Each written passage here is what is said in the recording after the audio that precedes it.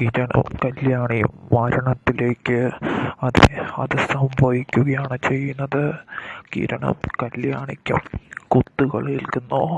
അതെ, കിരണിനെയും കല്യാണിയും കൊല്ലാൻ നോക്കുകയാണ്. അങ്ങനെ രണ്ടുപേരുടെയും ജീവൻ അപകടത്തിലാവുകയും ഗുരുതര നിലയിൽ ആശുപത്രിയിലാവുകയും മരണത്തോടും മല്ലിട്ട് കിടക്കുകയുമാണ് ചെയ്യുന്നത്. രാത്രി അപ്രതീക്ഷിതമായി ആയിരുന്നു ആക്രമണം. രണ്ടുപേരുടെയും തലക്കടിച്ച് അങ്ങനെ രണ്ടുപേരെയും കുത്തുകയാണ് ചെയ്യുന്നത്.